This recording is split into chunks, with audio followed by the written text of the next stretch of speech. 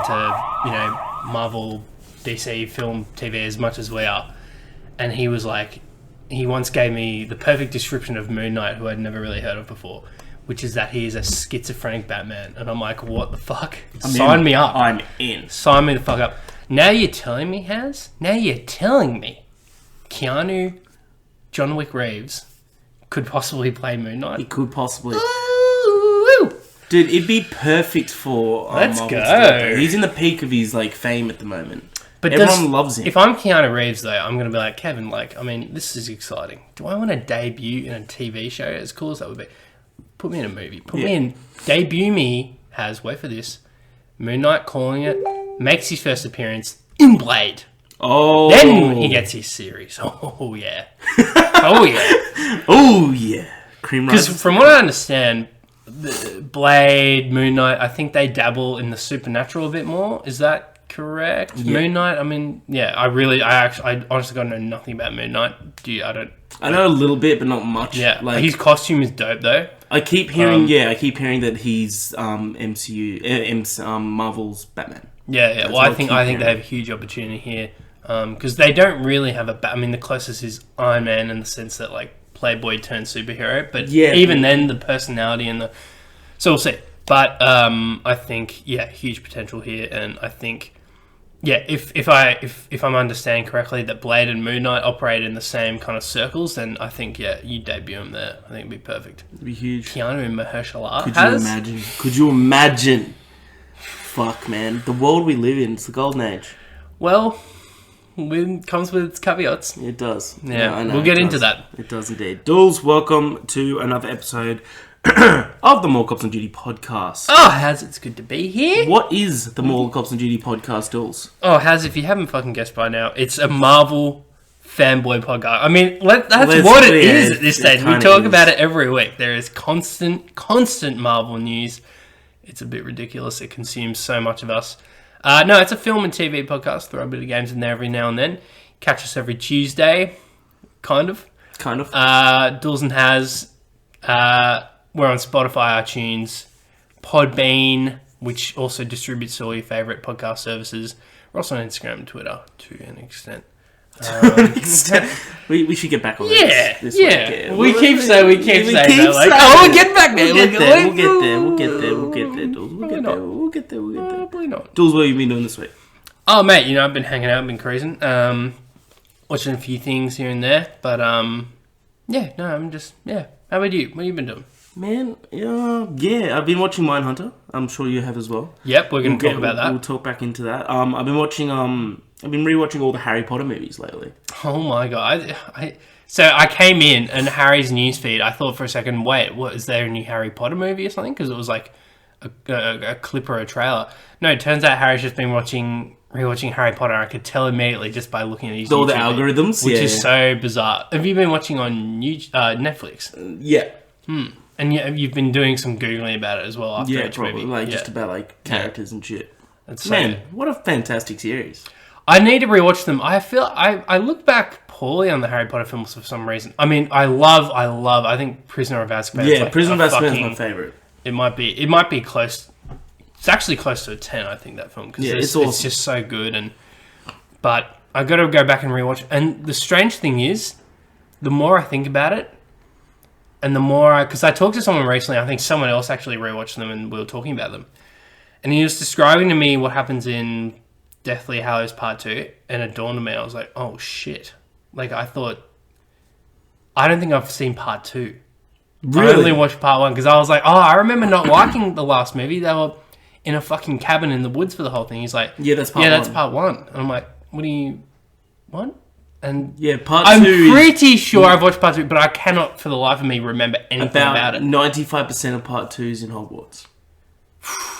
I gotta rewatch them. Dude, it's so good. I watched Part 2 last night. It's unreal. Yeah, shit. It's unreal. Fuck, I gotta rewatch it. It's so good, dude. It's good. Okay, it's all on Netflix as well. Yeah, okay. Each one of them. Fucking epic. Should we get into some Mindhunter, Dools? Let's fucking do it. Don't ask me to give you a jingle. We don't have time, There's so much to get to. That's true. That's very true, Dools. Alright, so Mindhunter Season 1 came out 2 years ago. Yep. A year and a half, almost a year and 3/4. Sure.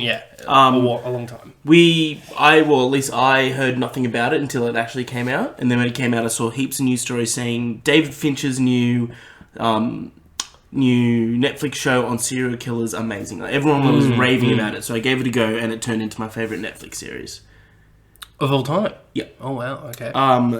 So I've been looking forward to this season for so fucking long. They took their time, but let me tell you this right now. It shows. It definitely the attention shows. to detail in the show. Like, I literally forgot I was watching a show at some points. I was sucked into this world. That's when you know a film or television show has done its job flawlessly. We'll get into this as well, but we've also seen Once Upon a Time in Hollywood, the new Tarantino film. Again, I was completely sucked into that world, and I forgot I was watching a film at some points. That's what Mindhunter has done as well, I think. I'm in the early 80s, Deep South. Spoilers, the series spends a lot of time in Atlanta.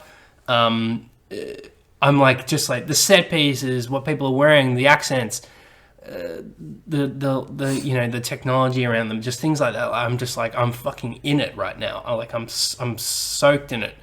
Also because it's a TV show, you're spending a lot of time with these characters.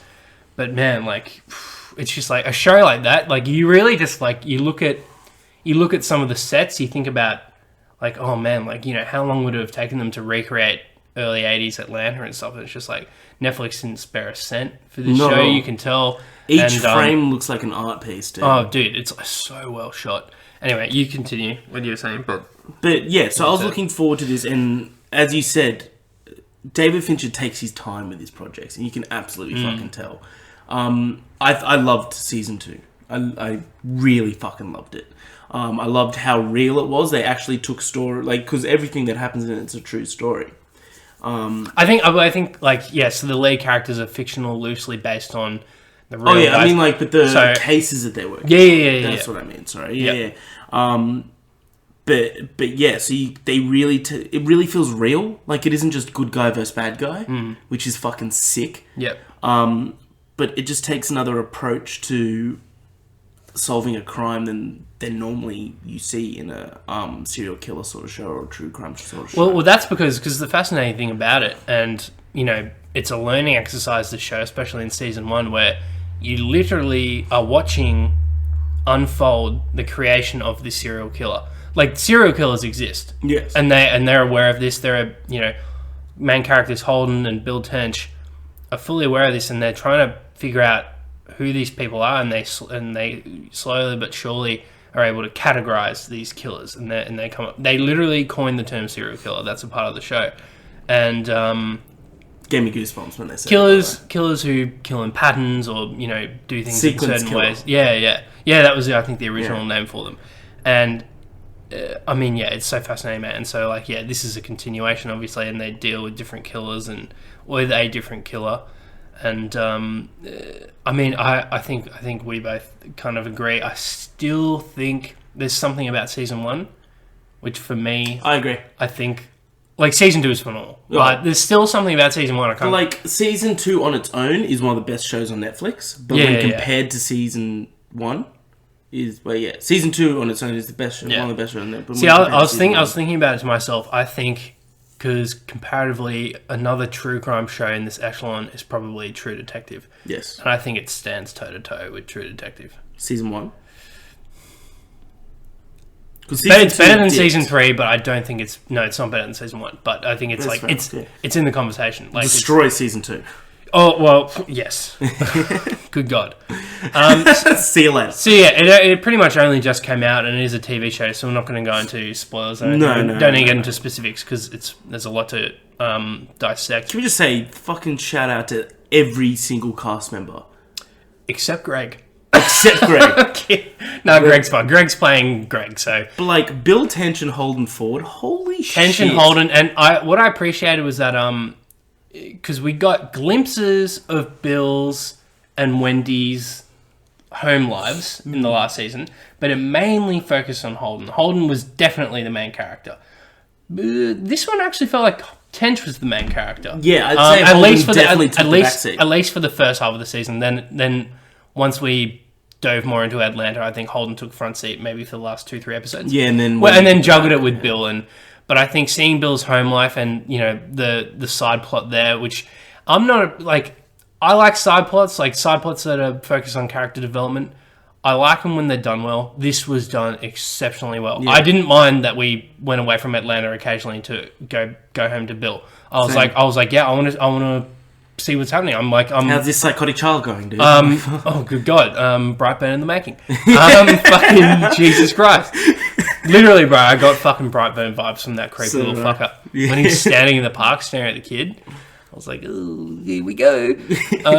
Ship it back. So, and that ending for Bill, we won't spoil it, brutal. For him walking in like that. Shazam, that fucking song, that music was perfect in that moment. Oh, fuck. Amazing. Amazing. Yeah, the cinematography in this show, I think, is unparalleled. Yeah. It's like, for television, it's like, and the music as well, these guys have such great music as well. Oh, that creepy score, bro. Oh, my God. Oh, shit. Dun, dun, dun. So but, good. Yeah, I think, you know, we've said all that has to be said without... Go watch it. It's honestly one of the best shows on Netflix. If you haven't been watching Mindhunter, I swear to fucking God if you're not watching Mindhunter. If we don't get season 3 because of you, Tim. Tim. Don't do it. I'll find you, Tim. You'll probably be at Harry's next day. I don't know. Oh, man. Classic. All right.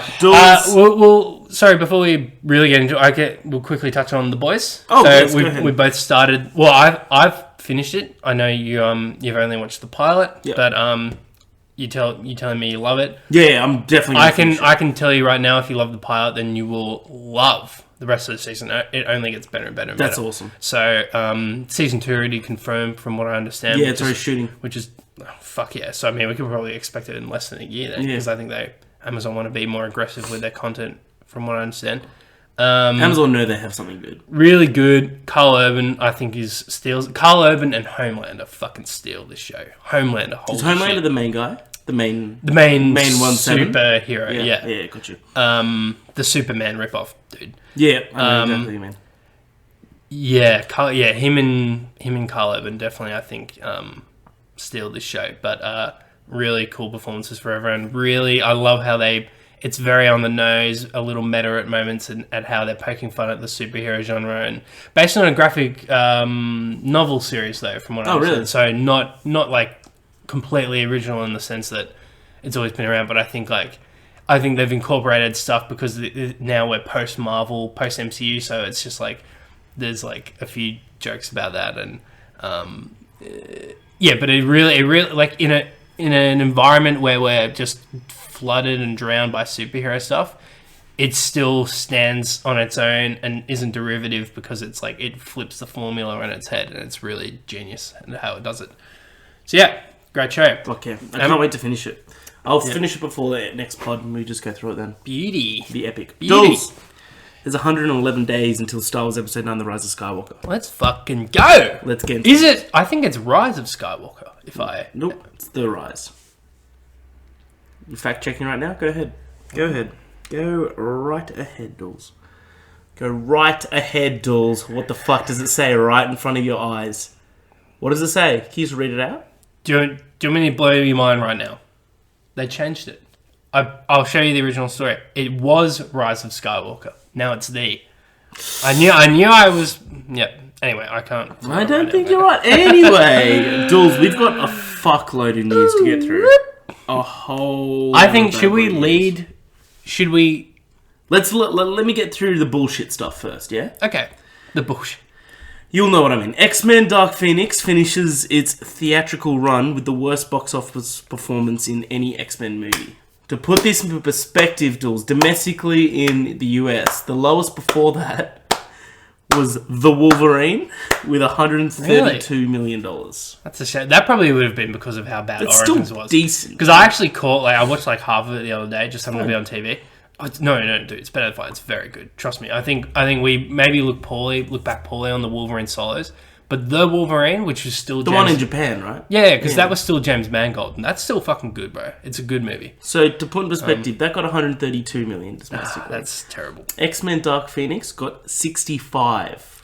Well, thank God we don't need to look forward to any. Dude, I hope New Mutants is just straight up. Did you see that there just was not talked about at all at Disney? From what I understand, they're just going to quietly release it without any marketing onto Hulu or something. Maybe that. I mean, okay. Well, what would be more insulting to just release it and do zero marketing for it, or to just quietly just throw it in the trash and never talk about it ever? Like, would it be... I think releasing it just so we can see how bad it is. Because I'd love to see... I'd love to watch it and see how bad it is. Same. 100%. Because if they truly have a hit on their hands, if Disney look at it objectively and go, no guys, it's actually a good movie. Like, let's be honest about this. We can make some money off this. If they're not talking about it at all, it's fucking terrible. So, yeah, I think it's... Disney not saying a word speaks for itself. It's true. So that's true, Dools. But yeah, Dark Phoenix, are you ever going to watch it? If it comes to streaming service, yeah, maybe. I mean, I do genuinely want to see Apocalypse and just like fill in the gaps because I've seen all the other ones. Yeah. So I'll just watch them just so I can complete it, so to speak. Yeah. Dools. The Uncharted movie loses its director yet again. Dun dun dun. Dan Trachtenberg, who also directed The Boys. Yeah, directed, I think, the pilot and a couple other ones. Also behind 1, 2, 3 Cloverfield Lane. Is that 1, 2, 3? It's like 13. 10 Cloverfield Lane. Yeah, I remember that announcement. I remember a little clip going viral at the time where the dude was on like a gaming podcast show. So he used to be a YouTuber, and it was him and 2 other people, and it was called The Totally Rad Show. I used to watch it. Yeah. And they'd talk about gaming and movies and stuff like that. And they were literally doing an Uncharted Let's Play. And he was talking about how this is how I direct the Uncharted movie. I'd love to do it one day or something along those lines. Yeah, exactly. And that clip was circulating when the news broke that he was announced as director. And now this happens. Yeah. And he put out actually a funny tweet. I'll quickly get it up. While you do that. So Tom Holland's still signed on. Yes. To be young Nathan So Drake. the film hasn't been cancelled, it's just lost its director. Yeah, again. Which, And I think what's also significant, I don't know if we did talk about this ever on the podcast, but so in between him being announced as director and now, which I think it was maybe even nearly a year ago that he was announced, Sony, I think, have announced like a PlayStation division of films and television. And basically, they are spearheading that as a studio. So it's literally PlayStation film studio, right? And they plan to leverage all their existing IP. So God of War, Horizon, Infamous, just PlayStation IP to make film and television. And this was going to be like the marquee film. Not great news. Anyway, so the directors or former directors' tweet was, "Listen, guys. I've been dreaming of making movies since I was 3 years old. And throughout these years, I've been hearing of directors leaving projects over, quote, creative differences, unquote. And wondering what that was all about. So, I guess what I'm saying is, sometimes dreams do come true." That's depressing. But anyway, oh my God. Just got reminded of a terrible moment. So, yeah, I mean, Tom Holland's still attached, okay. Man, Tom Holland must be kind of looking at Sony at the moment and just being real fucking nervous about, his future and just anything to do with them. Because it's getting real rumble and tumble with Sony. Should we get into that? It's going to be a lengthy conversation. I reckon we do get through the main news first. You're right. You're right, Dools. You're right. You're fucking right, alright? I don't ever tire of you saying it has. Ever. Are you excited at all for the Uncharted movie? I mean, it had potential when that dude was announced, and I was like, okay, well, I mean, this guy's a fucking gamer. Like, he made the incredible Portal short film. Yeah, it was awesome. Like, which is really good. So, I mean, he gets it, and I think, if anything, it could be not bad. It could be okay. It could be fun. It's true. But, I mean, I don't know, man. When he leaves over creative differences, I think they want to take in a very unusual direction, possibly, and I think it's important you do separate it from the film. From the games, but maybe that is the issue. I think, especially now that PlayStation want to make game movies, and that's, I think, their shtick now, from the sounds of it. Maybe they actually do want to make a film from the game. Yeah. If you know what I mean. And he's like, oh, guys, I really think we should make it its own thing, and then they couldn't agree, and I don't know. That's my guess. But Sure. yeah. Nice, Dools. Yeah. Nice. All right. Matrix 4 is officially happening, Dools. Not only is it happening, it's happening with Lana Wachowski, which is one of the original directors, and Keanu... She's writing and directing, I think. Oh, awesome. That's I didn't know she was writing. That's sick. I think that's the headline I saw. Okay, but great. yeah. And it's also starring Keanu and Carrie-Anne Moss. We'll see how the fuck this works Do we out. have a very quick little, theorize how they bring Neo back? And let's say it's not in flashbacks. Okay. Yeah. So let's say... What if they retcon 2 and 3? Or what if they retcon just 3? And something happens, or they retcon half of 3 before he dies. I don't think they'll do it just because it's their own creation.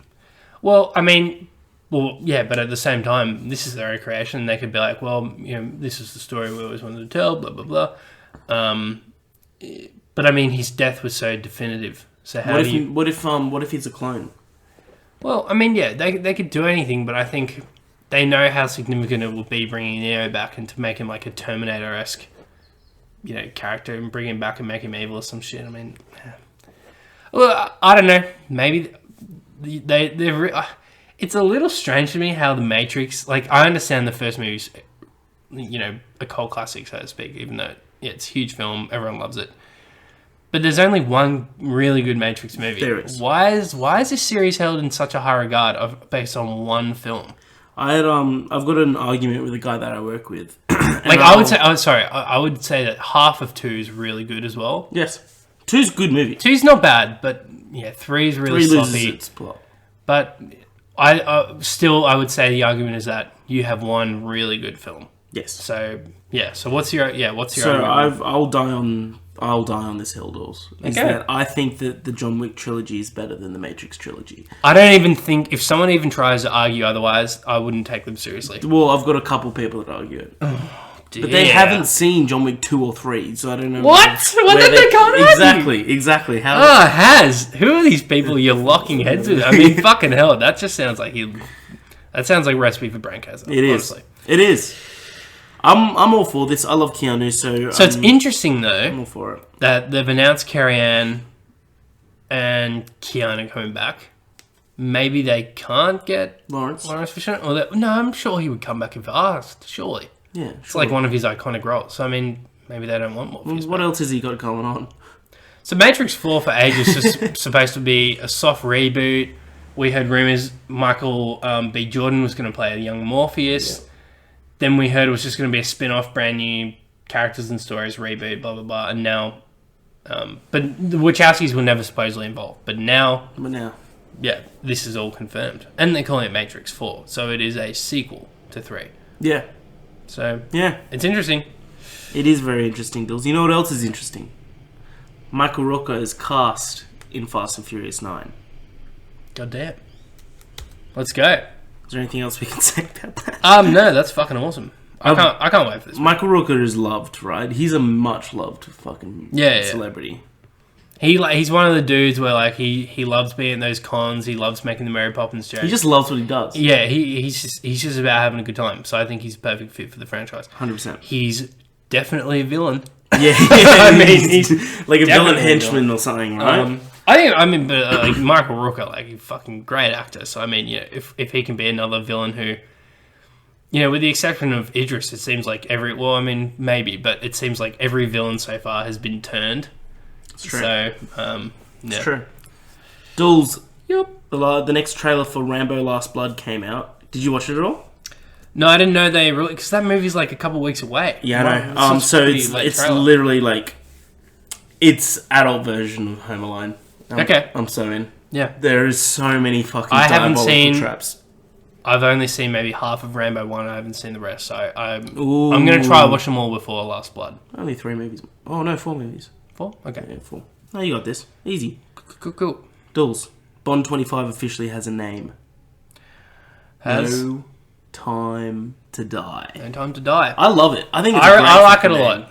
I've seen some negative things about it, how it's corny, etc. Well, Bond used to be quite campy, and I think you throw in a campy name with a serious film, yeah, it's a bit of fun. Yeah. They're definitely not going to switch up the tone radically now with the Craig films. No Time to Die is would throw everyone off, and quite frankly, it just would not work today at all. No Time to Die is definitely going to be a line of dialogue. Like 100% is going to be a line of dialogue. James, what are you doing? It's no time to die, darling. It'll be something like that. 100%. I don't know why. Daniel Craig doesn't sound like Sean Connery, so I don't know why. But it's something. It is like a line out of a Sean Connery film or a Roger Moore film, right? Oh, dude, it definitely has the title of a Roger Moore era Bond. We were talking about this at work the other day, and there are so many Bond titles that have the word "die" in it.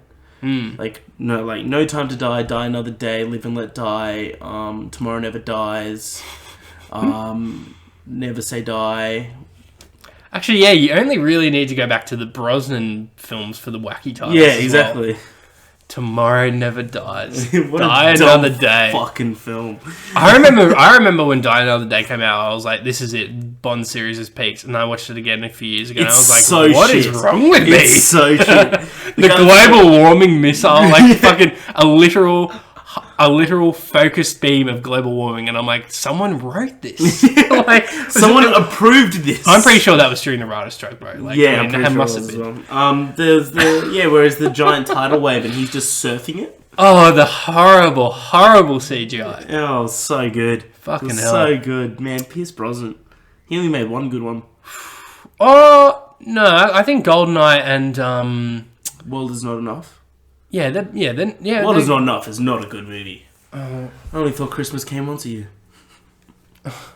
I swear they were too good. Maybe it is just GoldenEye. Shot in the head and lived. Alright, so that's Disney. Dools. It 2 early reactions are out, and it's very mixed.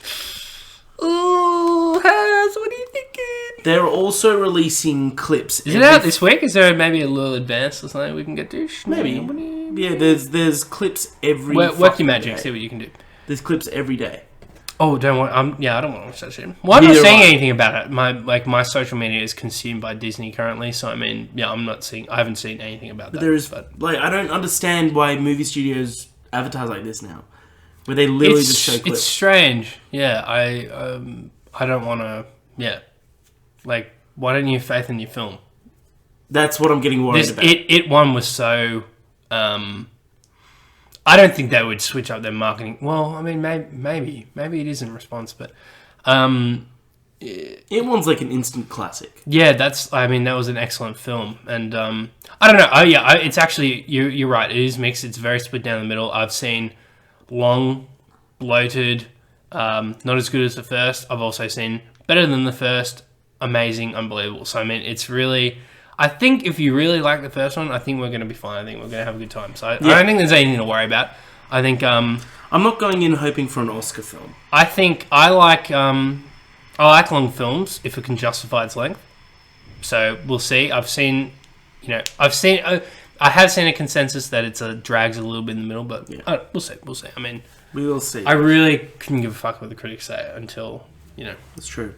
Before we enter Disney.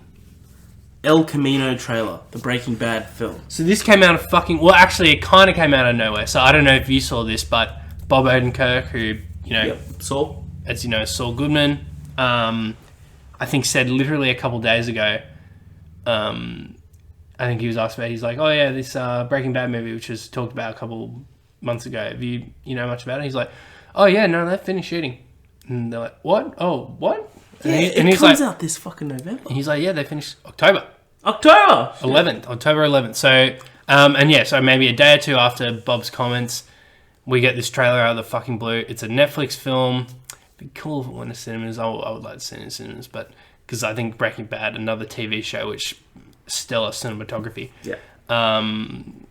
This will be fascinating. So, I remember we saw it was actually confirmed a while ago. Did you remember this? This isn't the first we heard. Yeah. And then all we knew was that it would just be a sequel following Jesse Pinkman. And this little teaser, which we see Skinny Pete looking disheveled, to say the least, looking fucking like he hasn't stopped using. But kind of just being questioned by police, you imagine, saying like, I have no idea where he's gone, and even if I did, why the hell would I tell you? And looks like it picks up almost pretty much where Breaking Bad finished. So, and I'm calling it right now, Bryan Cranston, like Walter White will be in it a great deal. He'll be like a hallucination. That's what I'm thinking. Or he'll be haunting Jesse or something, which would be fucking awesome. That'd be so good. Cool The poster. poster is awesome. Yeah. So I remember, I imagine El Camino, I mean, that's just the name of the car, I imagine. But I think he always talked about wanting to go to Alaska, so maybe it'll just be about his journey getting there and evading the cops. And whereabouts is El Camino? I think that's the car, dude. Is it? Yeah. Maybe. No, it's just going to be nothing but this. I know. All this. All the restaurants. Yeah, cool. I can't wait. So, yeah, wow, we pretty much only have over a month away. How unreal is that? That is how you advertise a fucking movie. That's crazy. And it's also kind of just saying, like, oh, you do have enough time to rewatch Breaking Bad if you want. That's and true. I'm thinking about it. So am I now. I just don't have enough time, though, but fuck. Fuck. I've already watched that whole series, like, 2.5 times. It's so good. Yeah. It's so good. Fucking phenomenal. Dools, let's get into some Disney stuff. So, we'll leave Spider-Man to the end, yeah? Yeah. Great first piece of news that came out first. Disney Plus is launching in Australia in November. Thank God. So, only 1 week after the US, which I was worried about. And especially now with, and we'll get into it, The Mandalorian and how that looks. I, like, knowing that everyone in the US is watching it and potentially spoiling it, that would have fucking killed me. Yeah. I only got to wait a week. Let's do it. I can go offline for a week. I can hold out for a week. Should we go into The Mandalorian first then? Let's fucking do it. The Mandalorian dropped its first trailer for us. Did you watch it? I skimmed it. I pretty much watched it. So the trailer is phenomenal. Phenomenal. The music, the landscapes, the cinematography, everything. The characters.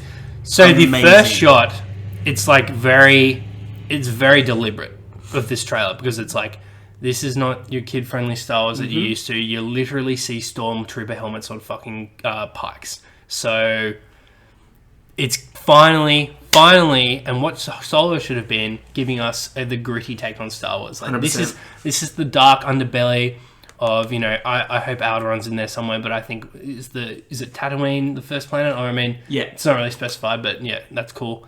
So that's like the fucking nexus of slave trading and stuff, which we got glimpses of in episode 1.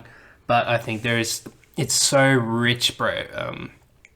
It's so rich for storytelling, like this world. So, and you remove the Jedi. I'm sure we'll get glimpses of Jedi, and it's a whole TV series. But at the end of the day, it's not really important in this. No, it's not. And I think Rogue One was our first exposure to a Star Wars film without Jedis, and guess what? A lot of people actually think it's the best of the new Star Wars movies. Yeah, I think it is.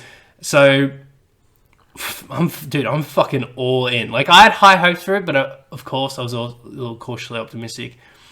No, not at all now. Not even a little worried. I think we're just fine. Do you know, has it been confirmed how many episodes it is?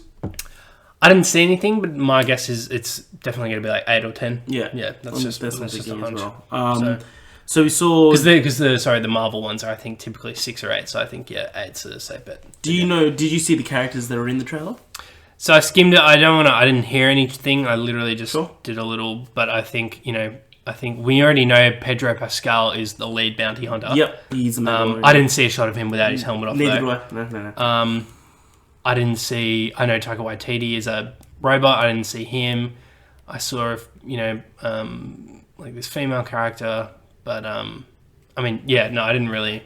Can I... Yeah. So they've got IG-88. Okay. The bounty hunter. The bounty hunter.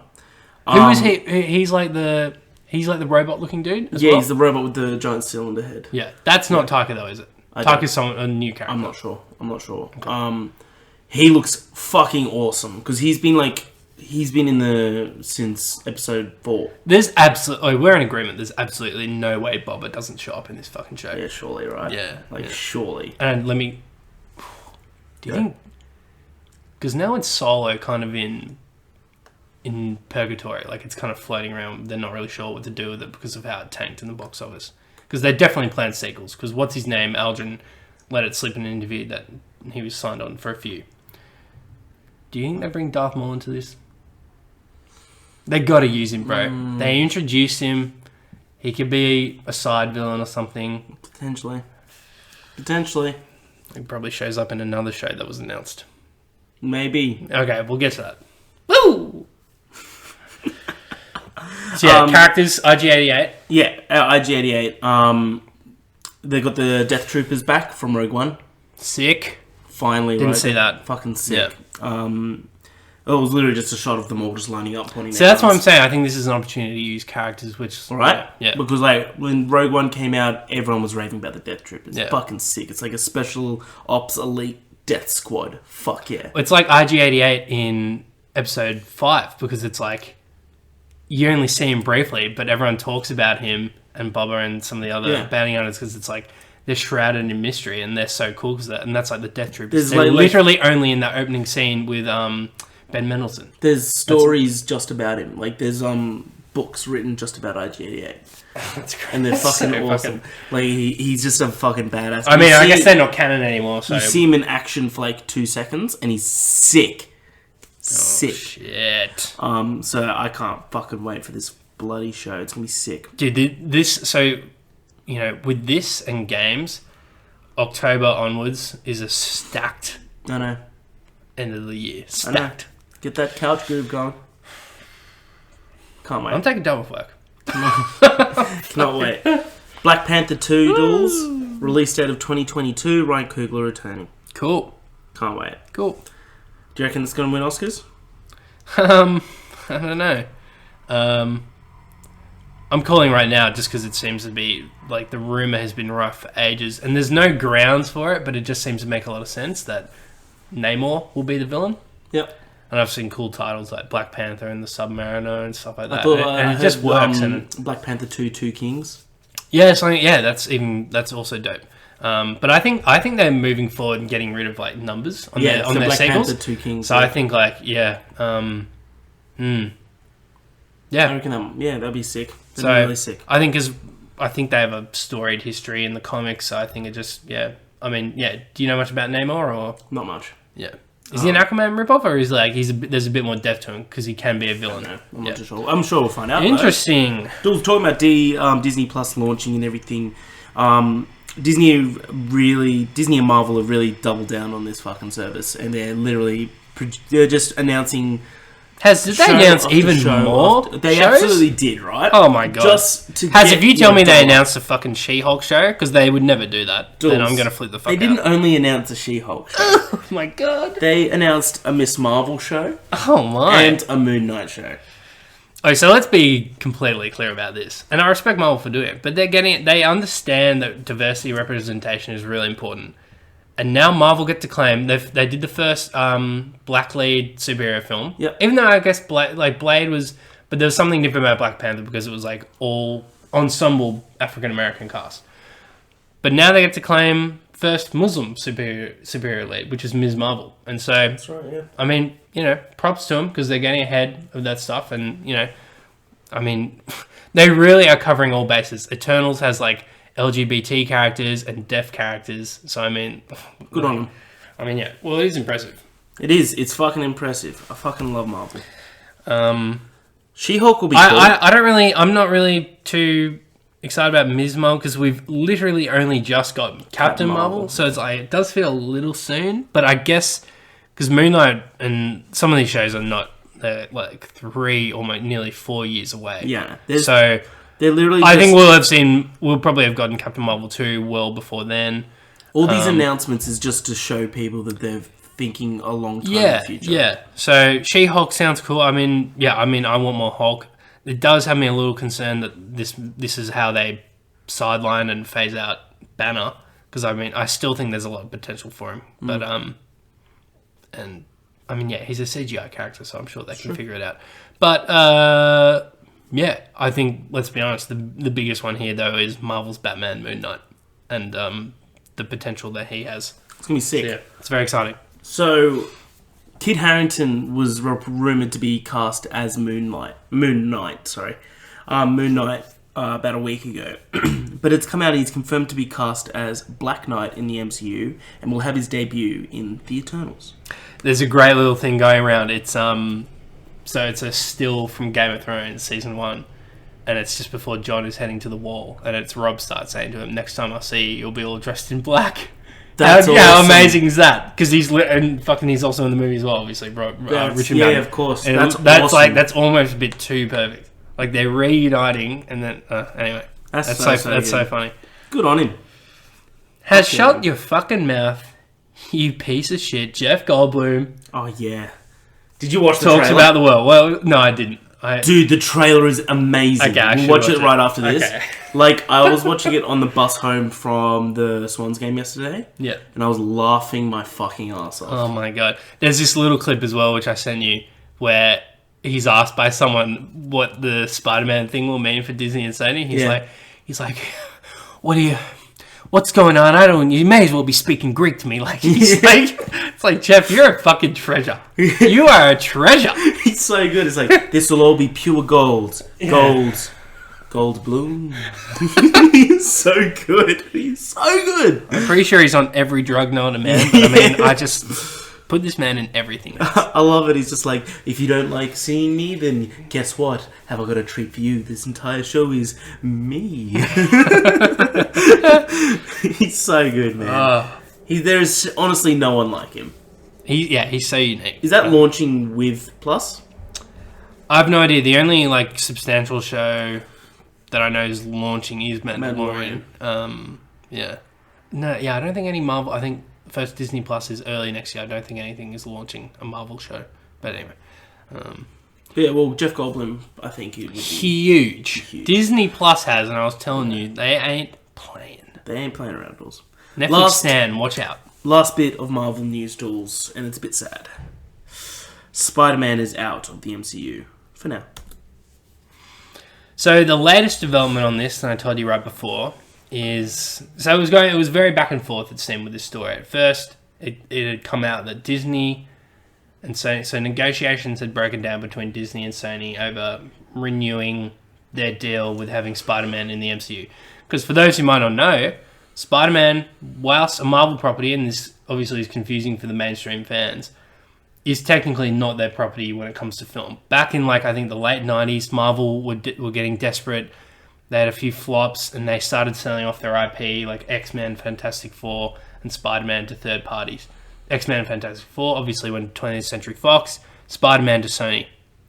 And Sony have... Disney had now bought 20th Century Fox, so that's how they have X-Men and stuff back.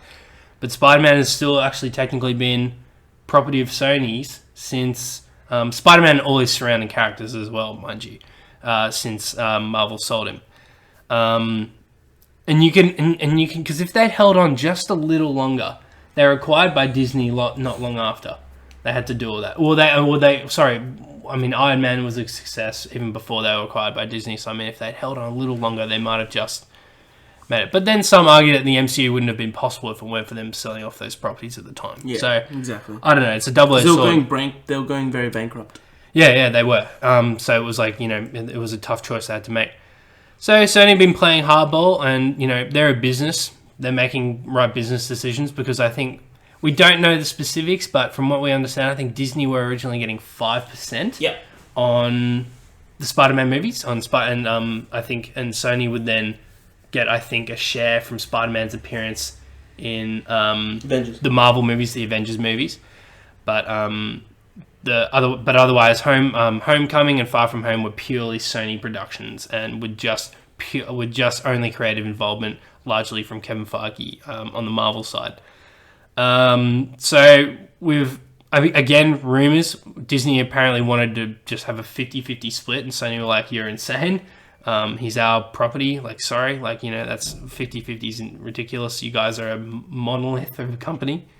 And if that's true, I would actually say to Disney, you guys need to kind of rein yourselves in. Yeah, you do own almost every property under the sun. There was did you see some social media experiment Disney were doing to promote Disney Plus, how they had all these different TV show and movie handles talking back and forth, saying oh yeah, we're going to prepare for the big move. And then the Simpsons were the Simpsons Twitter account responded, they were oh, worst corporate stunt ever, in the tone of the comic book guy. And then everyone was like, "Oh, that's hilarious! The Simpsons paying out to Disney." Until they remembered the Disney fucking owned the Simpsons now as well. That's huge, though. So, imagine, because that's probably going to be on Disney Plus as well as Futurama. Well, I think, yeah, they might put it on Hulu, but yeah, it could be on Disney Plus. But so yeah. Anyway, long story short, Spider-Man for the time being, as you said, is out of the MCU. However, the latest development is that in separate interviews with Entertainment Weekly, Kevin Feige and Tom Holland sat down with them and kind of just said, look, we've made 5 amazing films, 3 Avengers, 2 Spider-Man solos. Yeah, for the time being, he's out of the MCU. But Kevin said something very strange, which was that I'm really pleased, proud of the time we had with Spider-Man. You know, we told the story we wanted to tell, etc. and so on. Told the story you wanted to tell, Kevin? That was like maybe the biggest cliffhanger of all time at the end of Far From Home. I mean, that was unbearable. If they pick up with 3 and it's a soft reboot and they don't even acknowledge that, I'll be furious. Furious, Has. Furious? So, that's that. Spider-Man is out of the MCU. It looks like it is permanent and serious. I don't know why you would do a formal interview like that and confirm it. That's very strange. Because if negotiations were still ongoing, you would want to avoid press about it. Maybe that's Kevin trying to push their hand and show that Disney aren't budging. But Tom went in there as well, and he's technically the Sony spokesperson now. So it's like both of them saying, "Yeah, sorry." So it's I don't know what to make of it. Dools. I'm hoping things will work out. I think, not all is lost. Far From Home just came out. Yes, they're apparently already starting writing on a 3rd Spider-Man, but let's be honest, they're going to be writing a Marvel version and a Sony version. So he's definitely going to be in Venom too. Well, that seemed like that was going to happen anyway, without regardless of Marvel involvement or not. But yeah, interesting. So that sucks. I mean, yeah. Do you have any more input about that? I mean, like, yeah. How do you think? I mean, he was meant to be. This also diminishes Tony's literal sacrifice in Endgame. Yeah, because he did so. Like we think he knows he's leaving the world in good hands with Spider-Man. That is further reaffirmed in Far From Home, where Tony again plays a large role in the sense that he leaves Edith, essentially his arsenal, Iron Man's entire arsenal, entrusted to Peter. Yeah. Yeah, and so he's basically what does that mean now? Iron Man, right? He's the next Tony Stark. Yeah, he's touted as the next figurehead of the MCU, and everyone fucking loves Spider-Man, bro. Like, dude, he's my favorite Marvel hero. Yeah, always has, always will be. I mean, that just was Tony's death now in vain? I still reckon they're going to come to a deal. But let's just say that right now he's out of the MCU. It's confirmed. It's gonna fucking hurt. And that's big fucking. I mean, future ensemble films, future Avenger movies without Spider-Man. I mean, that's fucked. Yeah. That's actually fucked. I know. I completely agree. And it's like, how could they not? I mean, dude, if I'm Disney, if I'm Kevin, I'd be like, guys, we need to, whatever it takes. Whatever it takes. They need to find a new figurehead, right? And who would it be? Who could it be? It won't be Thor or Banner. No. Could it be Black Panther? But I mean, Spider-Man's so universal. There's something about him. Black Panther is just he's all about Wakanda. He's all about, I mean, he's got his shtick. Spider-Man is I don't know, he fits into every situation. But, yeah, I don't know. It's fucking annoying. It's really shit. So, we'll see what happens. Fingers crossed things work out. I think both parties are being, probably a bit childish in this situation. I think there's definitely wiggle room here. And, Disney being greedy, Sony being, probably, they're not playing ball. Because Far From Home, now their highest grossing film of all time. Thanks to Disney. So, yeah.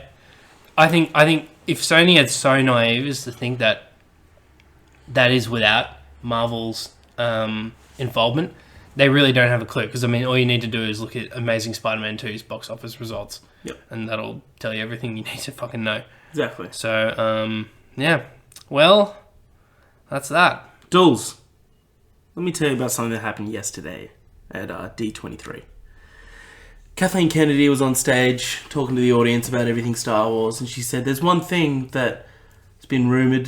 It's been whispered about. We've told a lot of lies, told a lot of fibs saying that it wasn't true. And now I can reveal this one person coming out on stage.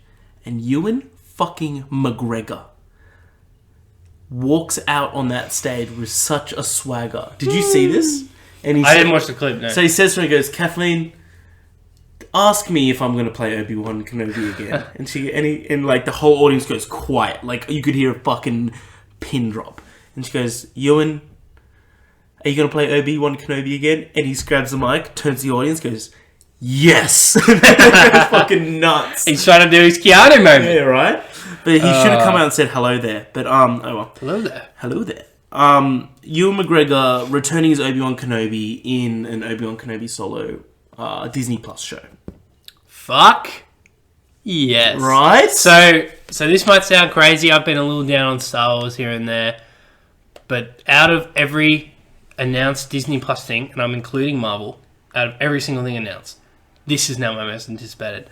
I'm not even kidding. I fucking adore Ewan McGregor as Obi-Wan. He is by far, this is like universally, I think, the case as well. By far the best part of the prequels. Yes. And because his performance is so good, Ewan McGregor brings like such a, I don't know, he just like perfectly embodied a young Alec McGuinness, and everyone was just amazed by his performance. And I mean, and the more I thought about it, because I was really disappointed, because I think a movie was definitely 110% of the works at one point. Yes. And I think because of Solo, they put a lot of it on hold. Same with the Boba Fett one. But I think now that if I reflect, I think a TV show, especially because we know these are going to be big budget, especially based off that Mandalorian trailer. This is like Game of Thrones budget, like, or essentially movie budget fucking TV shows. Exactly. So where, you're going to get essentially 6 or 7 or 8 Obi-Wan movies. Like, this is way better. This is way better. And you need to really explore the character. I think like this is actually the best news out of D23. 100%. I mean, dude, it's so fucking cool. Imagine like we knew it was going to happen, but at the same time we're like, maybe it won't. With the production level of the Mandalorian. Yeah. Like, Ewan McGregor, that was the key. That was the key. As long as they bring Ewan back, because there were fears that they might actually fucking not. John Wick director, just for some fucking sick fight scenes. Dude, we're getting. Imagine the lightsaber action we're gonna get with fucking Ewan McGregor, dude. Oh my god, it's gonna be epic. It's gonna be beyond epic. It's gonna be so good. And I think if we get maybe a couple seasons, we'll see. So it'll start right after episode 3, and then I think probably about go 10 up, years after that though. Probably go up. Well, I think we get time jumps though. Because, so yeah, I think we'll probably start off post episode 3. And then, it'll time jump maybe 5 He 10 still years looks fucking good. Oh, yeah. Looks real good. Looks real good. He looks real good. So, that is fucking huge. I think there's also another show which has already been announced ages ago, but must have had more talked about, but the one with Pedro Pascal and Alan Tudyk leading, the Rogue One guys. No, sorry, not Pedro, Diego Luna, my mistake. Right. I will say. Remember, that's like, it's just following Diego Luna's Rogue One character. Oh, yeah. And, that's right. What's it called? Let me pull it up. True. I'm fucking excited. Ewan McGregor, easily the best thing to come out of the prequels. I think he's universally loved as Obi-Wan as well. He's just fucking brilliant. But yeah, cannot wait. So it's still called, Diego Luna will be returning as Cassian Andor, Alan Tudyk as K2SO. K2SO? Yeah. It's going to be coming out next year. No, sorry, starts filming next year. But, I don't know. I'm all for it. It's just like a buddy cop film. Yeah. I'm all for it. But I mean, Rogue One was quite dark. Yeah. And his character... Anyway, but yeah. We'll see. Dools, last thing to come out of D23. Star Wars Episode 9, we got a poster. We didn't get a trailer. Well, they did. They got footage, apparently. But we get that Tuesday. What, a trailer? No, we get the footage. It's released. Dude, I don't even know if I want to watch it. So, they've been revealing so much about this film. I know. Why do we need to know the Emperor's name? I know! Do you know how fucking mind-boggling that reveal would have been? I know. I don't care how he's going to be used in the film. He could be in there for 5 seconds. It could not mean anything. And it could be a red herring, whatever it could be to throw us off. You still don't fucking tell us. And again, another thing. You can't go on any site, any social media without seeing this. But they showed off footage of Rey in Sith robes with a dual red lightsaber. What are you doing? What are you doing? That has to be a red herring, though. They can't. Obviously a red They herring. are worried about Episode 8. And the fallout it has. It's phenomenal. They're trying to fucking sell us big time. This is the opposite of what they did with Episode 7. They should only need to tell us a release date. If they know Episode 8 was a bit of a letdown. This is the biggest. This is the most amount of proof of that. If Episode 7 and 8 were really phenomenal, why are they showing us this much? Care to tell me what? If Episode 8 is as good as you think it is, why are they bending over backwards trying to be like, please go see this movie? I got no answer, Dawes. I got no fucking answer. But I think this is Disney admitting that they're worried about Star Wars. And they're like, especially okay, Solo stuff, okay, no, hold on. So Sidious is coming back. Rey will go to the dark side. Kylo's getting his helmet back. You guys like the helmet, right? Tell me you like the helmet. I mean, fuck's sake, why are they so worried? This is Star Wars Episode 9. Episode 7 had bare minimum marketing. And Episode 9 is doing the complete opposite. It actually makes no sense at all. I think we maybe should have a little cause to be concerned about this film. Just a little bit. No. Because they're claiming they're going to, in 2.5 hours, oh my god, bring a definitive end to not just this trilogy, but all of them. What? Here we go. I don't know, man. I mean, I'm a little worried. I mean, that's just such a huge claim. Why even make that claim? Can we just both agree, Dawes, that fucking poster is... It's amazing, Haz.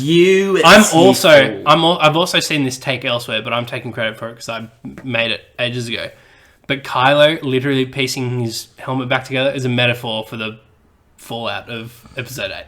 Alright? It is. It fucking is, and you know I'm right! Damn you!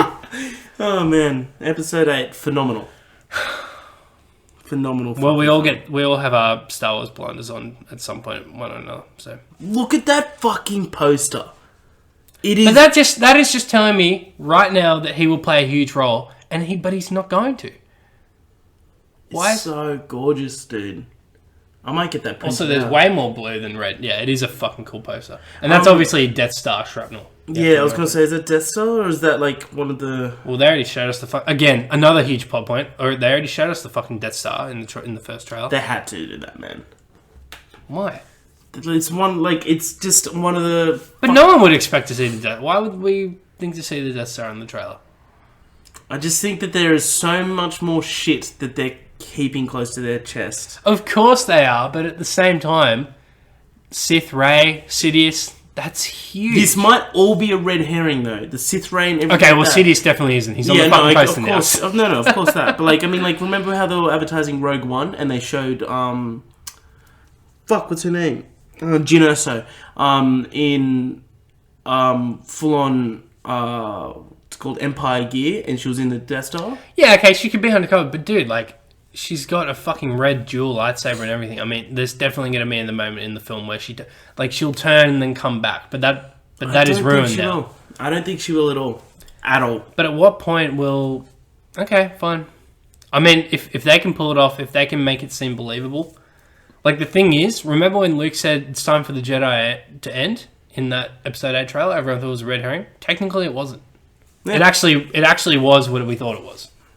So this could be the same, and it could just be them fucking straight up spoiling it. It could be, Dawes. So, Dawes, should we get into the topic of the week? Let's do it. Give me a fucking jingle hats, jingle bells, jingle bells. Dawes, give me the topic of the week jingle.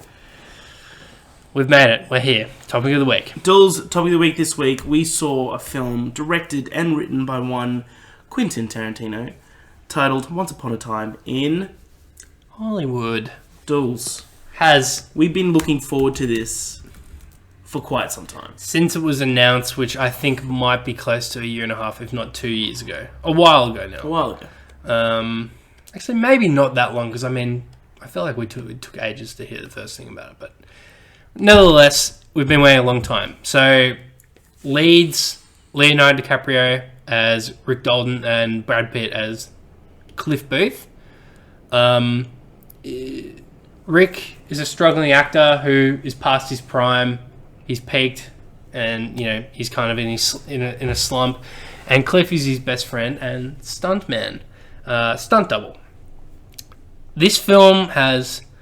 Now I need to rewatch my Tarantinos, but I mean I'm very familiar with them. I've watched them all a lot of times, but there's just something about this movie.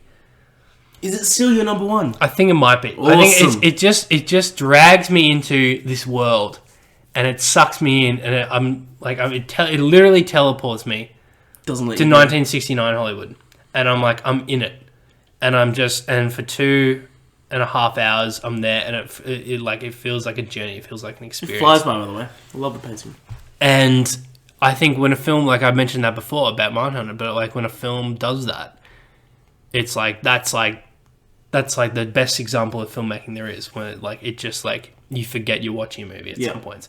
And there's even moments where you're watching a movie in a movie. There's scenes where Rick is on the set of a Western and he's acting in a Western. He's doing a guest spot. And I'm like, I'm watching this really cool fucking Western right now. And I'm like, oh, I literally forgot I was watching a movie. Because we'd been in that environment for so long, and I'd forgotten I was watching. No, I'm watching the actor act.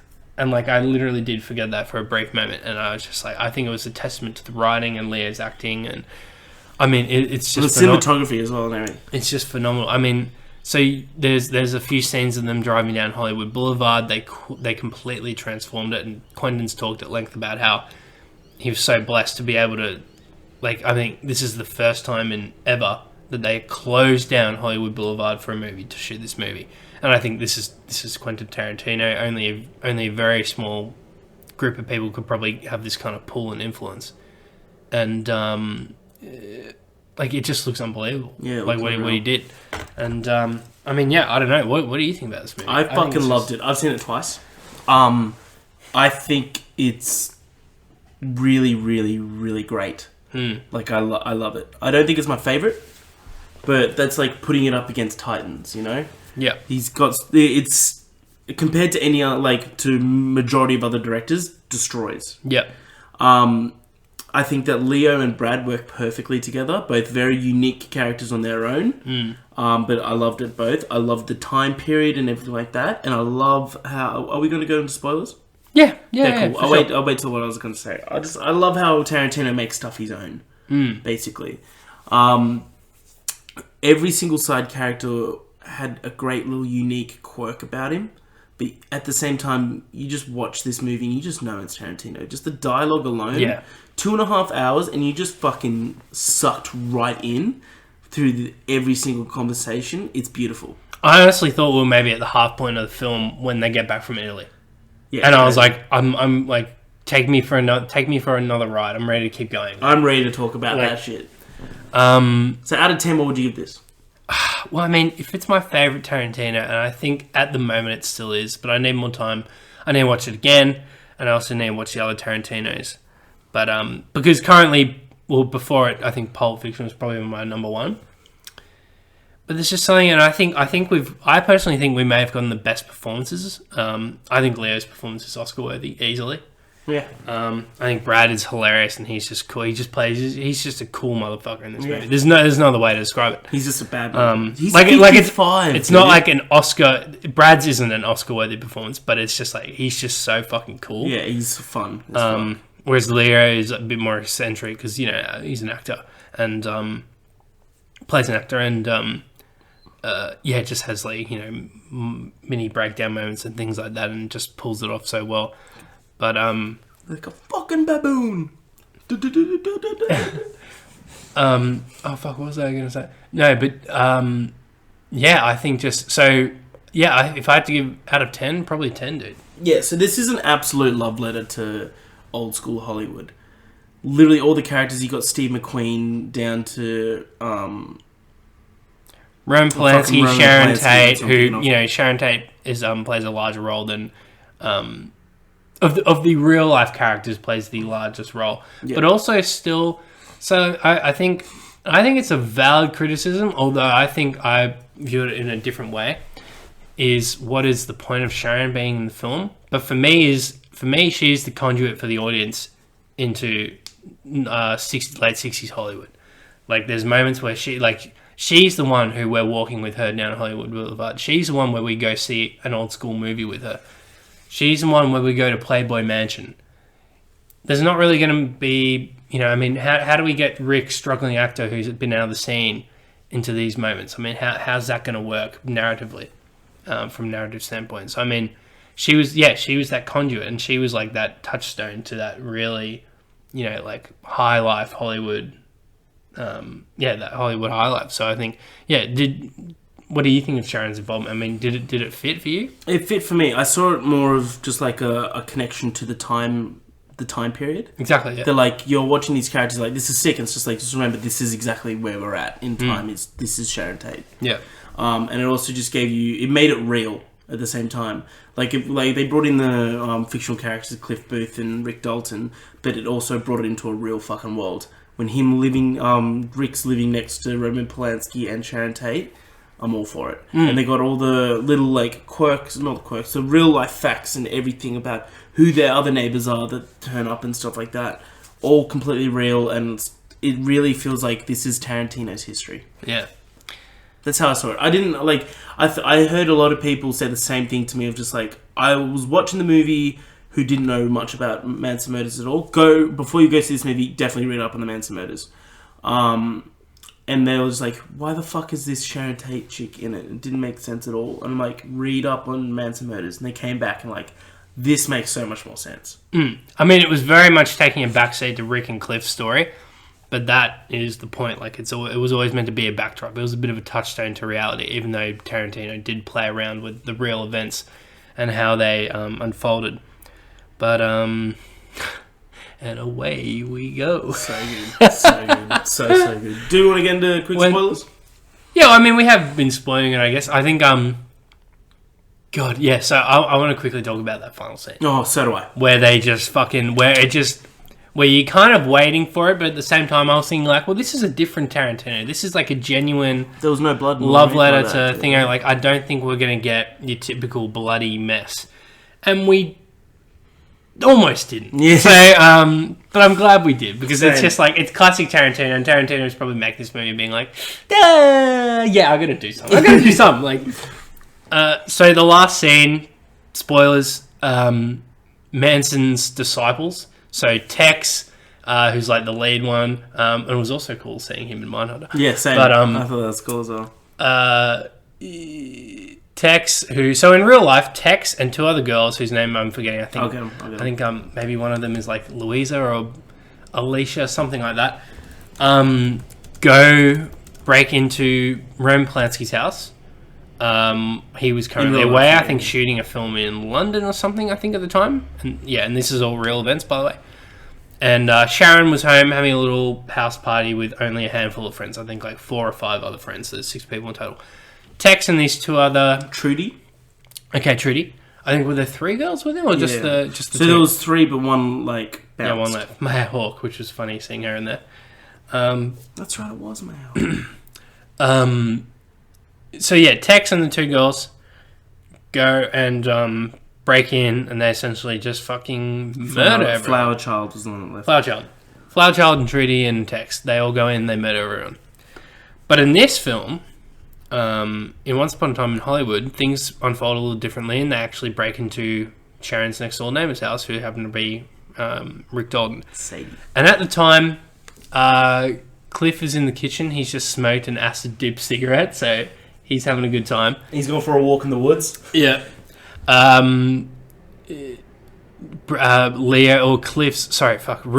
newlywed is in the house. She's trying to sleep.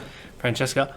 And so basically they're home invaded by Manson's... Manson family. And things get bloody real quick. When you think it's all going to be over for old Cliff, no, just the opposite. Brandy, the lovable pit bull, or is it Staffy, charges at him, starts fucking ripping him to shreds. I love the conversation between Tex and Cliff, where he's just like, He's like, I know you. What's your name? It's something. It's just like, I'm the devil. I'm here to do the devil's work. He's like, nah, stupider than that. Yeah. Tex, yeah. Tex, that's it. And he holds up the gun, and he like... You're on a horsey. Yeah, you're on a horsey. Yeah. Well, yeah, and he holds up the gun to Cliff, and Cliff just starts laughing and pulls up his finger gun.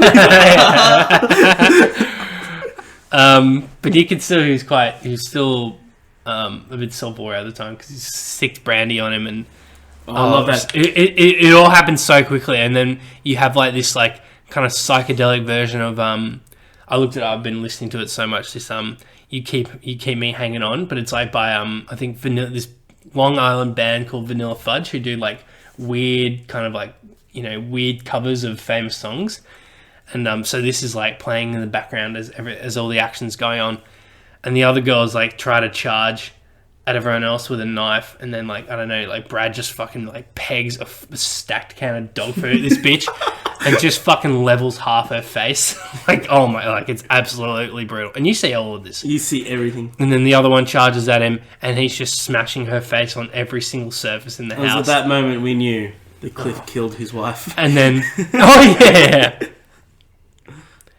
he definitely killed his wife. And then one like screaming, running outside, falls into the pool, and Rick has just been in the pool listening. You missed that like he gets the brandy off Tex and puts it onto Sadie. Oh yeah. And while he goes up to Tex and just gutter stomps his face. Yeah. Amazing. And then Sadie runs through the glass and into the pool. And then maybe one of the best lines in the movie. Oh, it comes a little after, but you see Rick, and it's a little callback to something earlier in the film, but he steps into the pool shed and comes out with a fucking flamethrower, and it's just so perfect, and everyone in the audience is cheering because they know what's gonna happen, and he just tortures this bitch alive, and it's fucking glorious. So even the second time, everyone cheered. Yeah, and then anyway, cut to something later on. Rick's outside. He's seeing off the ambulance who's taking Cliff away, and I think Emil Hirsch's character, whose name Jay Schoenball. Yeah, it sounds close enough. Comes outside. Jay Sebring. Go on. Jay Sebring, who was outside, kind of amongst all the commotion, is like, oh shit, what's going on? He was at Sharon's party, and he's like, hey, you're Rick Dalton, aren't you? He's like, yeah. It's like, well, shit, what the hell happened here? And Rick's like, well, we just had a couple of hippies like break into my house and try to kill us, but luckily my friend Cliff and his dog and my wife, they took care of him. And well, I torched the other one, and it's so perfect. It's the best delivery. And he's like, shit, okay. Hey, what are you doing? You want to come inside for a drink? It's like, yep. Like, and then that's kind of how the movie ends, and I think it's just so perfect. Like, anyway, there's so much more happens in this movie, but it's really about following Cliff and Rick. Absolutely. And seeing, it's, again, for a million times, a love letter to 1969's Hollywood. Like a strange transitionary period.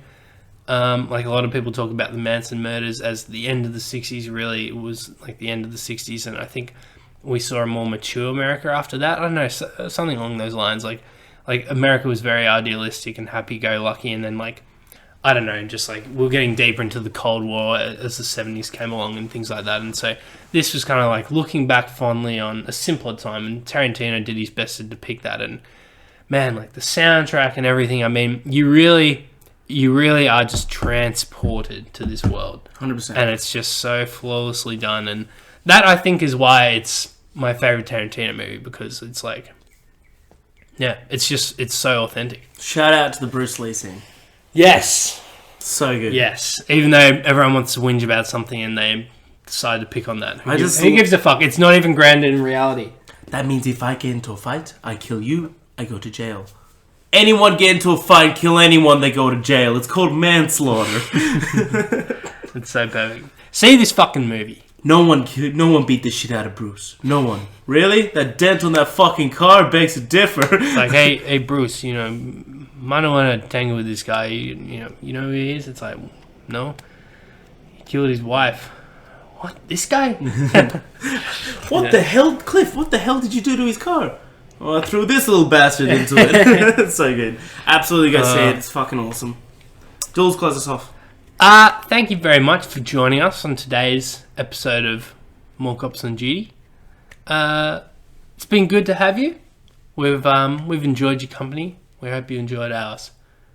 Peace out, baby. Peace. Peace and love.